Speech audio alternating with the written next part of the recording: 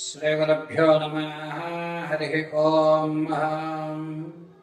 ముక్తా విద్రోమహిమనేలదపలచ్చై ముఖే స్థిరక్షణేః యుక్తా విందు నిబద్ధనరత్నముకుటాం తత్వార్థవర్ణాత్మికాం గాయత్రీం వరదా అభయామహం పుష్కశం శుభ్రం కపాలాం గదాం శంఖం చక్రమధారవిందయుగలం హస్తే వహం తీం భజే యో దేవ సవిదాస్మాకం ధియో ధర్మధిగోచరః పరారయత్తస్యద్వర్గాస్తద్వరేణ్యముపాస్మహే సర్వం వేదమాత గాయత్రీ కటాక్షఫలసిత్యర్థం.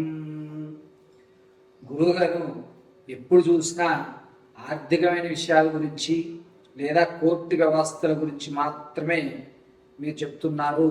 విద్యార్థులకి స్కూల్స్ ప్రారంభమయ్యాయి కాబట్టి కాస్త విద్యలో తక్కువగా ఉన్న వారికి, అదేవిధంగా చదివింది మర్చిపోవడము, ఇది వరకు బాగా చదువుతూ డల్ అయిపోవడము, ఉన్నట్టుండి తను మొత్తం తన యొక్క విజ్ఞానాన్ని అంతటినీ కూడా చాలా తక్కువ స్థాయిలో విడిచిపెట్టి చెడు స్నేహాలకు లోనయ్యి బాగా చదవడే వ్యక్తి సి గ్రేడు డి గ్రేడ్లోకి మారిపోతూ ఈ యొక్క రాశి ప్రభావాల ఫలితంగా ఏమన్నా వీరికి జరుగుతున్నాయా?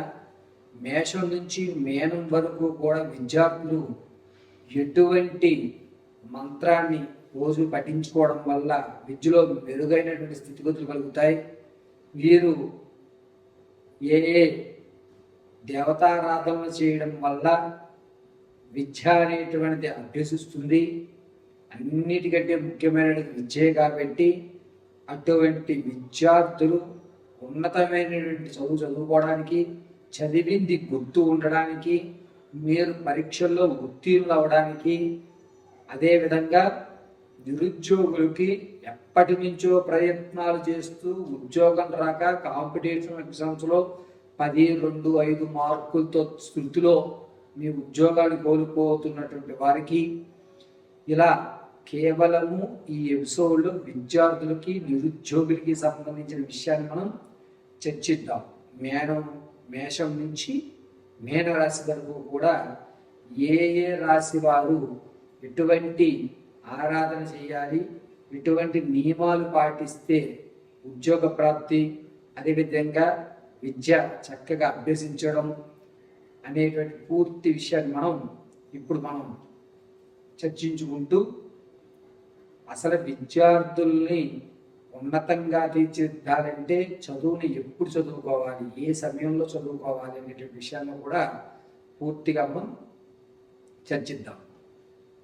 విద్యార్థులు చదువుకునే టైము తెల్లవారుజామున 5 గంటల నుంచి 6:30లోగా చదువుకోవాలి. ఏ విధంగా చదువుకోవాలి అనేది ప్రతి రాశి వారికి కూడా చదువుకునేటువంటి సమయాన్ని మీకు చెప్పడం జరుగుతుంది. మిథున రాశిలో ఉన్నటువంటి విద్యార్థులు ఈ సంవత్సరంలో గురుడు కాస్త నీచ స్థానంలో ఇబ్బందిదాయకంగా చూస్తున్నా సరే విద్యార్థులకు చదువుకోవాలి, నా స్నేహితులను మార్చాలి, నా స్థితిని మార్చాలి, నా యొక్క వాతావరణాన్ని మార్చుకోవాలని కుతూహలంతో ఎక్కువ ఉంటారు. అంటే కొత్త ఫ్రెండ్స్ని ఏర్పరచుకోవడం, బాగా చదువుతున్న వాళ్ళ దగ్గరే ఎక్కువసేపు కాలం గడపడం, చదువుకున్నటువంటి విలువ తెలుసుకోవడం అనేటువంటిది జూలై 29 నుంచి ప్రారంభమవుతుంది. మనం చదవరా అని చెప్పవలసిన అవసరం పిల్లవాడికి మిథున రాశి వారికి వచ్చేటువంటి జూలై 29 నుంచి లేదు. అతనే చదువుకుంటాడు. అతను ఇప్పుడు వరకు 35-40 మార్కులు వచ్చేటువంటి విద్యార్థులు ఎవరైతే ఉన్నారో వారు 60-70 వరకు కూడా వారంతటి వారు ఓట్గా శ్రమించి ప్రతి విషయాన్ని అర్థం చేసుకునేటువంటి అవకాశం ఏర్పడుతుంది. ఇది ఒక శుభ పరిణామంగా మిథున రాశి యొక్క పిల్లలకు చెప్పవచ్చు. అయితే మిథున రాశిలో ఉన్నటువంటి పిల్లలందరికీ కూడా వచ్చేటువంటి జూలై 19వ తారీఖు నుంచి మంచి వాతావరణాలు ఏర్పడటం వల్ల వీరు ఎక్కువసేపు చదువుకోవడానికి, ఒంటరిగా ఉండడానికి, పుస్తకాలకు సంబంధించి లేదా కొత్త విషయాన్ని తెలుసుకోవడానికి ఫ్రెండ్స్తో మంచి ఫ్రెండ్సే వీరికి ఎదురవుతున్నారు. చెడు స్నేహాలు చేసే వాళ్ళకి కలిసేటువంటి అవకాశం చాలా తక్కువగా ఉంది. ఎక్కడైనా సరే మంచి చెడు రెండు ఉంటాయండి, కానీ మంచిని మాత్రం వీళ్ళు ఎక్కువ శాతం తీసుకునే అవకాశం ఏర్పడుతుంది. కాబట్టి మిథున రాశిలో ఉన్నటువంటి విద్యార్థులు ఈ జూలై 19వ తారీఖు నుంచి ఫిబ్రవరి 3వ తారీఖు వరకు, అంటే 2027 ఫిబ్రవరి 3వ తారీఖు వరకు కూడా మంచి వాతావరణాన్ని ఏర్పాటు చేసుకోవడానికి మాత్రమే వీళ్ళు చూస్తున్నారు. ఇది ఒక శుభపరిమాణం. పైగా వీరు ఆలోచన, డ్రెస్ సెన్స్ కూడా మార్చేటువంటి అవకాశం. నేను నీట్గా కనపడాలి, నేను ఒక చోటకు వెళ్తున్నానంటే నేనే అందరికంటే గ్రేట్గా కనపడాలి, నేను సెంటర్ ఆఫ్ ద అట్రాక్షన్ అవ్వాలి, ఇటువంటి ఆలోచన, కొత్త కొత్తమైనటువంటి ప్రొడక్ట్స్ మీద కొత్తదనంగా కనిపించాలి అనే తాపత్రయం మీద ఆధారపడుతూ ఉంటారు. వీరు వారి యొక్క స్థితిని నిలబెట్టుకోవడానికి, వారికి పాజిటివ్ ఎనర్జీస్ రావడానికి మిథున రాశిలో ఉన్నటువంటి పిల్లలు ప్రతిరోజు కూడాను స్నానం ఆచరించిన తర్వాత మేధా దక్షిణామూర్తి యొక్క ప్రతిమ కింద నమస్కారం చేయండి. అంటే ఒక ఫోటో పెట్టుకుని అతను ఉత్తరం వైపుగా ఉండాలి, దక్షిణం వైపు స్వామివారి ఫోటో చూస్తూ ఉండాలి. ఆ స్వామివారిని చక్కగా పసుపు పుష్పాలతో అర్చన చేసుకోండి. పసుపు పుష్పం మాత్రం పైన పెట్టండి. ఒకవేళ మీకు అనుకూలంగా ఉంటే మేధా దక్షిణామూర్తి దేవాలయాన్ని దర్శించేయండి. ఏ రోజు? బుధవారము, గురువారము 2 రోజులు కూడా దర్శనం చేయడం వల్ల అద్భుతమైన ఫలితాలు మీరు పొందుతూ ఉంటారు. అంటే మనకి అవకాశం వచ్చినా ఆ అవకాశాన్ని వినియోగించుకోవాలి అంటే మీ మనసు చంచలం కాకుండా ఉండాలి. దీనికి అధిపతి అయినటువంటిది మేధా దక్షిణామూర్తి. కాబట్టి మిథున రాశి వారు మేధా దక్షిణామూర్తిని ఆరాధన చేయండి. మేధా దక్షిణామూర్తి స్తోత్రాన్ని వినండి. మేధా దక్షిణామూర్తి అష్టోత్తరం మీరు యూట్యూబ్లో అన్నీ ఉన్నాయి మాధ్యమాలు, వాటిలో వింటూ పిల్లవాడి చేత గురువారం ఉదయం ఒక పసుపు పుష్పం మొత్తం అత్యంత అష్టోత్తరం అంతా చదివేంత వరకు ఒక పుష్పం చేతిలో పెట్టుకోవాలండి. మొత్తం అష్టోత్తరం అంతా పూర్తయిన తర్వాత దక్షిణామూర్తి అర్పితమస్తు అని చెప్పి స్వామివారి యొక్క ఫోటో పైన పుష్పం పెట్టండి. నైవేద్యము అనేటువంటిది పిల్లవాడికి ఉండే బాక్స్ అన్నము, కాస్త పప్పు స్వామివారి నైవేద్యం ఇచ్చి అదే నైవేద్యాన్ని కాస్త పిల్లవాడికి వచ్చి పంపించేసేయండి. లేదా ఇక్కడ నైవేద్యం అన్నము, పప్పు నైవేద్యం చూపించి మధ్యాహ్నం వస్తే మధ్యాహ్నం, సాయంత్రం వస్తే సాయంత్రం ఆ యొక్క ప్రసాదాన్ని పిల్లవాడికి పెట్టండి. అద్భుతంగా అతని యొక్క జీవితం బాగుంటుంది. జూలై 19 తర్వాత నుంచి.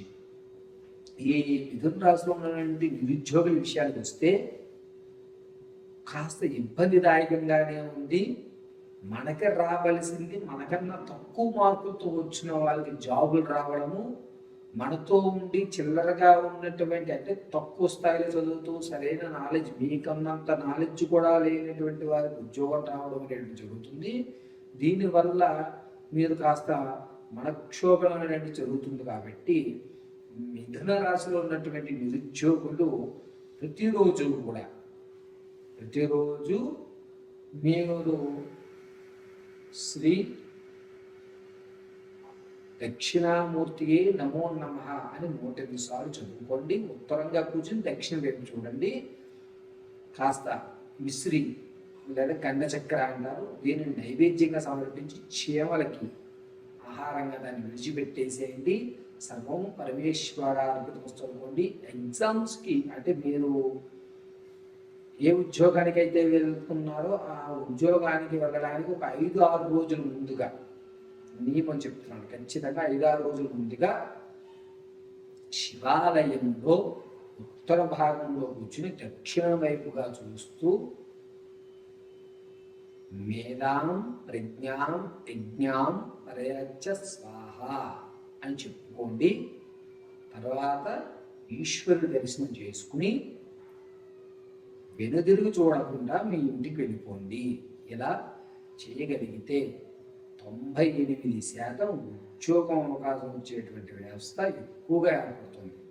ఉద్యోగస్తులు శుభవార్త అనేటువంటిది జూలై 29వ తారీఖు నుంచి ఖచ్చితంగా అక్టోబర్ మొదటి వారంలోపు మీరు స్థిరమైనటువంటి ఉద్యోగాన్ని ఏర్పరచుకుంటున్నారు.